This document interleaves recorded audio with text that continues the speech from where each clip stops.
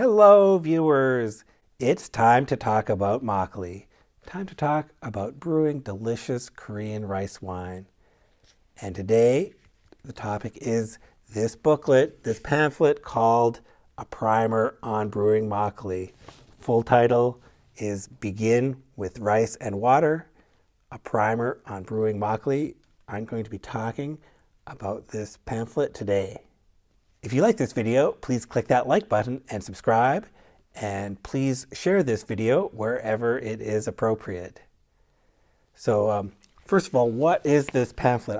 I've mentioned this before. This is a 64-page booklet.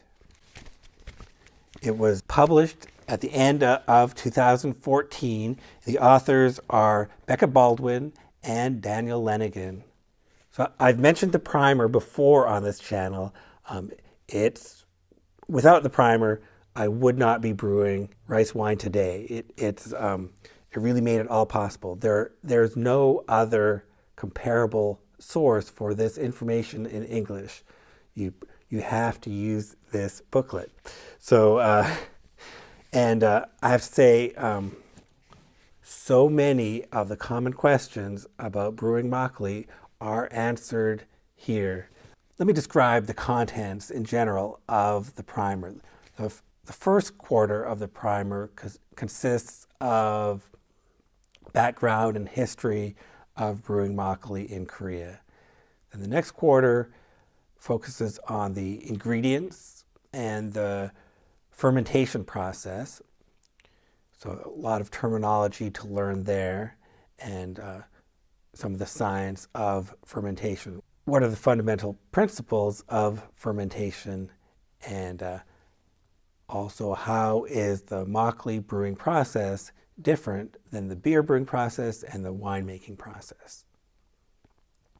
And then most of the rest of the booklet is devoted to the recipe for single stage makgeolli brew called danyanju.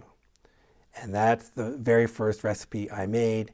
And the reason I was able to do it is that not only are there step-by-step instructions and illustrations, but it explains how to tell when part of the process is complete and you go on to the next phase. Say when is the right time to bottle, when is the rice done, how to wash the rice properly. There are a lot of details that just from the raw description of a recipe, it's just one paragraph, but it really takes many pages to cover all these more subtle things that you wouldn't know unless you had done it before.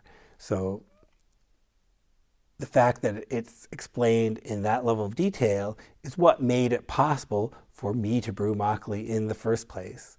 So I really appreciate that, and I thought it was worth mentioning the primer again, because questions come up and there are always new people wanting to brew. And for my English language audience, I really want to point them to the primer because that will answer so many of their questions. It'll help you so much. And even for more advanced brewers, there's a lot of information you can glean from these diagrams and the definitions of terms. You'll be able to figure out how to brew more things than just the simple recipe that's described.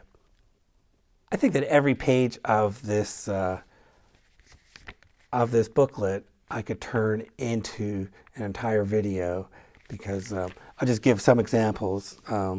Here's one example. Here's a description of the enzymes in aruk and the effect on the final brew.